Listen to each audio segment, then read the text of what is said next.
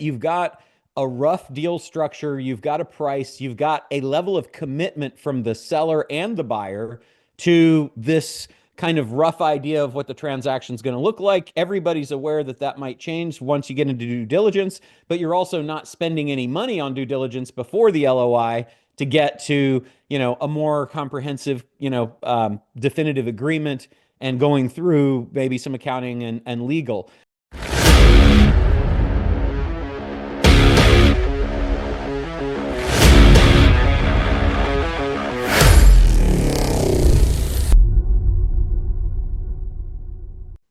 I see a lot of people putting in LOIs. And Yep. when you put an LOI in, do you first figure out how to finance the deal before you do you want to figure out how you're going to ultimately structure the financing before you put in an LOI?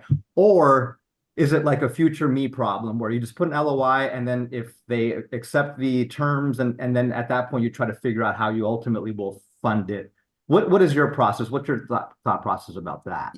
I don't think you put an LOI in until you not maybe have the ultimate way it's going to be structured, but that you have some sort of rough agreement with the seller on how it's going to be done, at least with respect to the price and the basic payment terms. So, like I would say you could go LOI on just price and the time that you have to close and the sale of assets versus a purchase of an equity interest.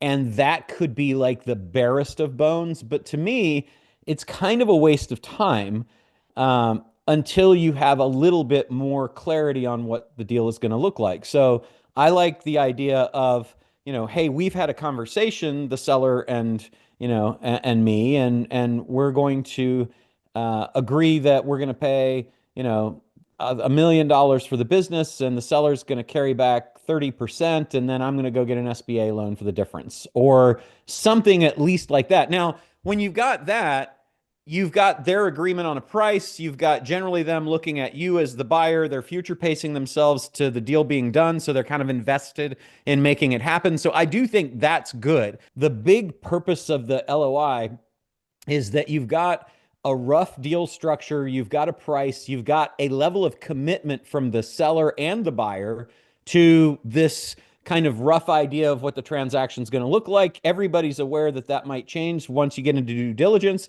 but you're also not spending any money on due diligence before the LOI to get to, a more comprehensive, definitive agreement and going through maybe some accounting and legal. So I like it for that. In a lot of deals, though, I just don't even think it's necessary. I think you go straight to the agreement. And I find that the LOI drags things out. We just went through a deal that we closed last week on a software company, and my gosh, the the attorneys drug it out longer than it needed to be drug. Like we had the deal agreed on maybe 4 months ago. And unfortunately, if you do anything around the holidays, you get to Thanksgiving, you've almost lost the entire year because everybody's going on vacation and everything. So that was maybe 2 months of it. But the rest of it was because the attorneys looked at the attorneys on our side looked at the LOI and they were like, oh, well, there might be a better tax way to do it for the buyer, I mean, for the seller. And I'm like, I don't care. Let the seller worry about that. Stop making my deal go slower. And it caused the deal probably 30 to 45 days of the delay was that just one observation by them.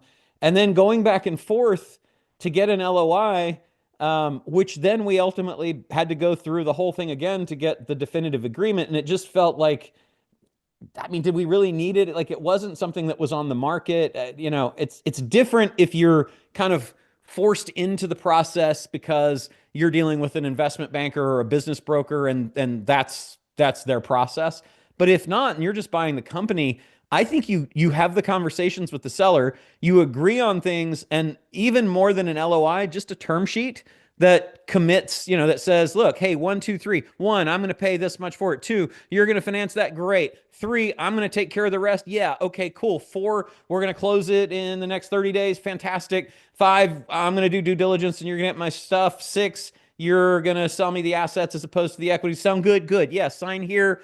Done.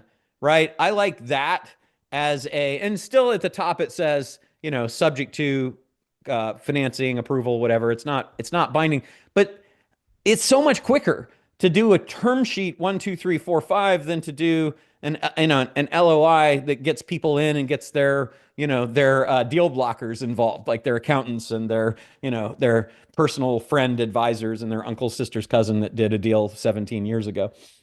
It looks like a really interesting business. That's why I'm interested in it. But I've never seen this before where there is no asking price. Essentially, what they're asking for is just to put in your best offer. Great. So I don't know if they're like looking for a bidding kind of war, which of course we try to stay away from. But and they're just saying, hey, there's no asking price. Just put in your best offer with an LOI. So I'm like, oh, okay, so. I guess I should probably speak with the broker first and have an idea there to your point. Well, so there, your LOI isn't an offer, right? Because it's not an agreement to do anything other than to maybe have exclusivity for a period of time if they sign it. Yeah. So in that deal, to me, I'm going to come in low with my ultimate thing that I want. So, Okay. I'm looking for 80% seller financing, 20% earn out on a price that's the low end of the multiple spectrum. Okay. There's your offer. I think that what's happening there is, their broker read a negotiation book from the 80s that said the person that mentions the number first loses. And Uh, so they're following that. So it's like, okay, that's your process. We'll do that. But come okay. in with plenty of room that where if like give them the offer in the LOI that is, man, I'd be insane not to do this. And you never know. Sometimes they say yes, but most likely you'll negotiate back and forth and get to where you would have got anyway. That's perfect. That's what I needed. Thank you. Appreciate it.